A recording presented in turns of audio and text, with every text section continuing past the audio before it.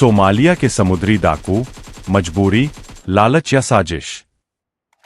क्या आपने कभी सोचा है कि कुछ लोग समंदर में डकैती क्यों करते हैं? क्या वे बस अपराधी हैं या फिर हालात ने उन्हें यह रास्ता अपनाने पर मजबूर किया?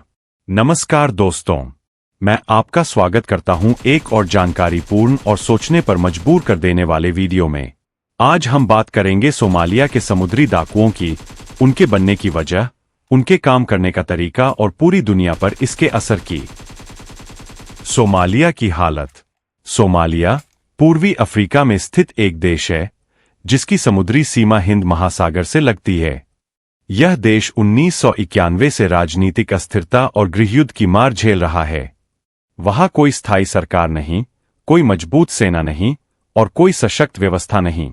लोगों के पास रोजगार के साधन के बराबर है। एक आम व्यक्ति का जीवन वहां गरीबी, भूखमरी और हिंसा से भरा हुआ है। समुद्र से सटी होने के कारण वहां के कई लोग पीढ़ियों से मछुआरे रहे हैं, लेकिन धीरे धीरे उनकी ये आजीविका भी उनसे छीनी जाने लगी। कैसे? चलिए समझते हैं। विदेशी हस्तक्षेप। सोमालिया में सरकार के अभाव का फायदा उठाया विदेशी मछली पकड़ने वाली कंपनियों ने। एशिया और यूरोप की कई बड़ी कंपनियां अवैध तरीके से सोमालिया के पानी में घुस आईं और वहां से हजारों टन मछली पकड़ने लगीं।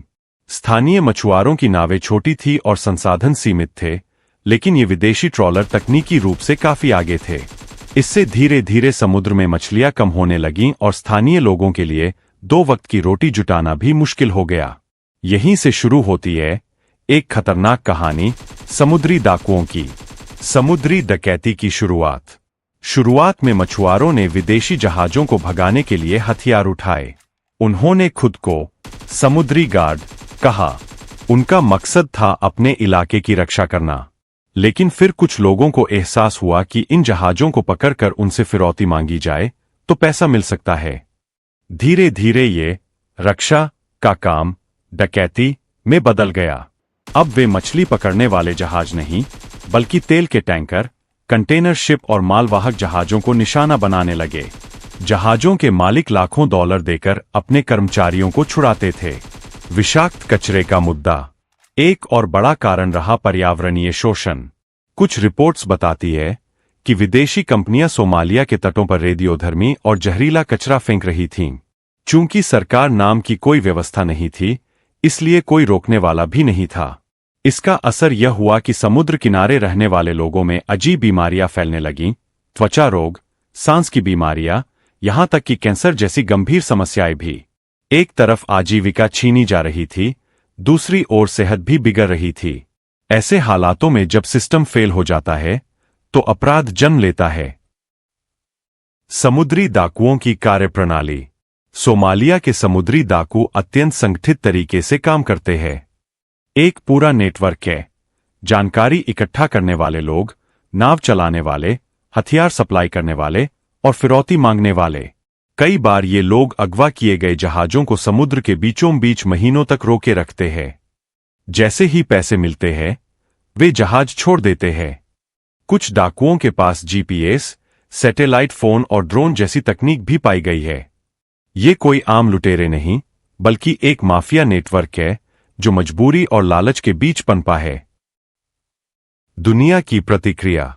आइए देखते हैं दोस्तों इस पर दुनिया की क्या प्रतिक्रिया है। 2008 के बाद से स्थिति गंभीर हो गई। अंतर्राष्ट्रीय समुद्री मार्गों पर खतरा बढ़ने लगा। अमेरिका, भारत, फ्रांस, चीन समेत कई देशों ने अपने नौसैनिक जहाज सोमालिया के आसपास तैनात किए। यूएन ने भी हस्तक्षेप किया। कई समुद्री डाकुओं को गिरफ्तार किया गया, कुछ को मार गिराया गया। लेकिन असली सवाल यह है, क्या यह स्थायी समाधान है? निष्कर्ष ये निकलता है कि कई बार हम किसी को आतंकवादी या डकैत कह देते हैं, लेकिन उनके बनने की कहानी बहुत गहरी होती है। सोमालिया के समुद्री डाकू सिर्फ एक अपराध की कहानी नहीं है, बल्कि यह वैश्विक शोषण, गरीबी, लालच और न्याय की कमी का परिणाम है। अगर हम वाकई में दुनिया को सुरक्षित बनाना चाहते हैं, तो हमें केवल लक्षणों से नहीं, बल्कि बीमारी की जड़ से लड़ना होगा। अगर आपको इस वीडियो से कुछ नया जानने को मिला हो, तो इसे लाइक करें, शेयर करें और कमेंट में बताएं कि आपके हिसाब से इस समस्या का सही समाधान क्या हो सकता है। और अभी तक इस चैनल को सब्सक्राइब नहीं किए हुए तो जल्दी से सब्सक्राइब कर लीजिए, क्योंकि इस चैनल पर आपको इसी तरह की वीडियो देखने को मिलेगा।